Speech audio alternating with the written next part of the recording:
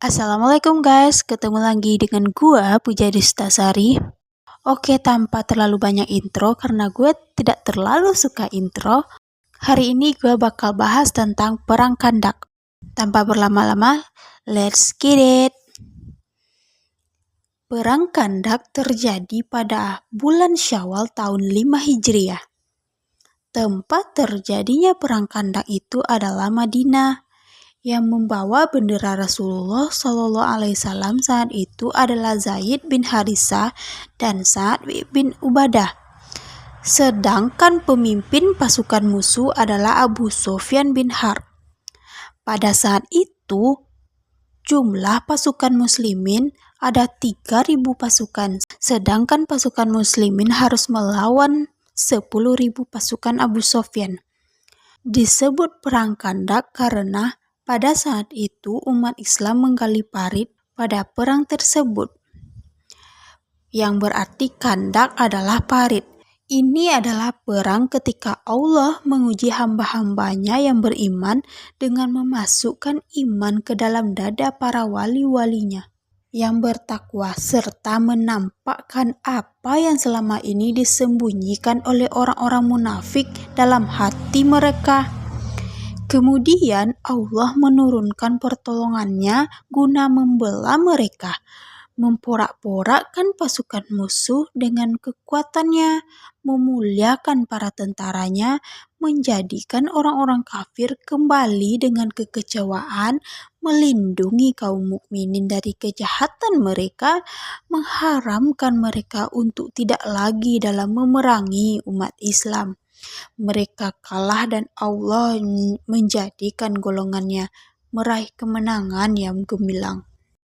Yang melatar belakangi perang ini adalah Rasulullah Shallallahu Alaihi Wasallam mengusir Bani Nadir hingga mereka pergi ke perkampungan Khaybar, yang mayoritasnya penduduk Yahudi yang memiliki keterampilan dalam berperang.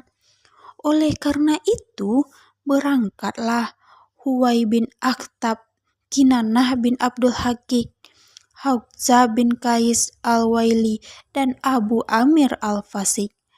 Maaf ya jika ada kesalahan nama. Oke lanjut. Yang terkenal dengan kefasikannya. Mereka mengajak kaum Quraisy dan pendukung-pendukungnya untuk memerangi Muhammad. Mereka membentuk pasukan koalisi. Mereka berkata kepada orang-orang Quraisy, "Kami akan bersama kalian hingga kita dapat mengalahkan Muhammad. Kami datang untuk bekerja sama dengan kalian untuk menjadikannya musuh bersama dan memeranginya." Kemudian orang Quraisy menyambutnya dengan semangat dan gembira. Mereka juga mengajak suku Qatafan dan Bani Sulaim untuk memerangi Rasulullah SAW.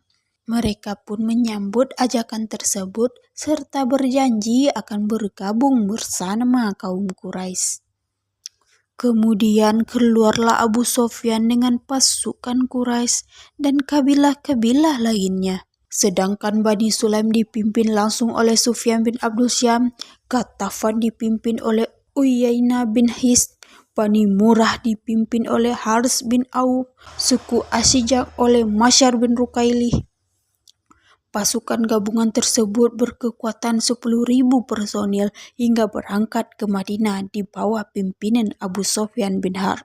Ketika Rasulullah SAW mengetahui informasi tentang pasukan gabungan ini, mereka mengajak para sahabat untuk bermusyawarah. Kemudian Salman bin Farisi menyarankan untuk menggali parit. Sarannya itu membuat mereka takjub dan mereka memilih untuk menetap di dalam kota Madinah. Sekarang kita akan masuk ke dalam penggalian parit.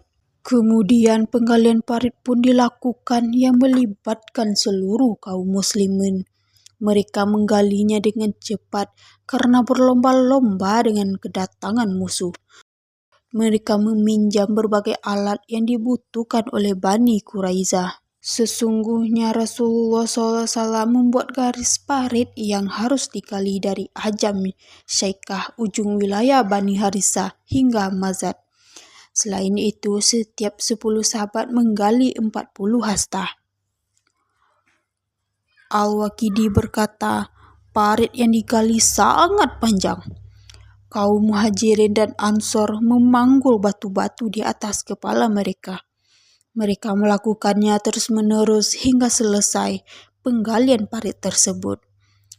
Tidak satupun dari kaum muslimin yang tidak terlibat dalam proyek penggalian ini.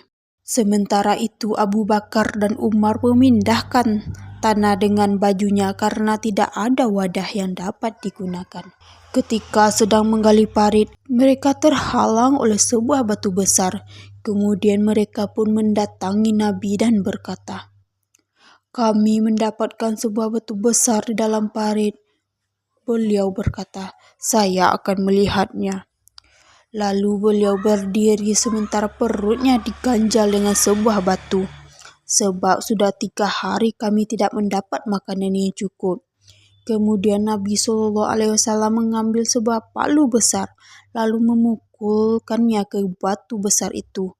Dan batu itu pun hancur berkeping-keping. Sahabat berkata kepadanya, "Ya Rasulullah, izinkan aku untuk pulang ke rumah." Kemudian aku pun berkata kepada istriku, "Aku melihat Nabi SAW begitu sabar dalam menahan lapar. Apakah kamu memiliki sesuatu?" Istriku berkata, "Ya, sedikit gandum dan seekor anak kambing."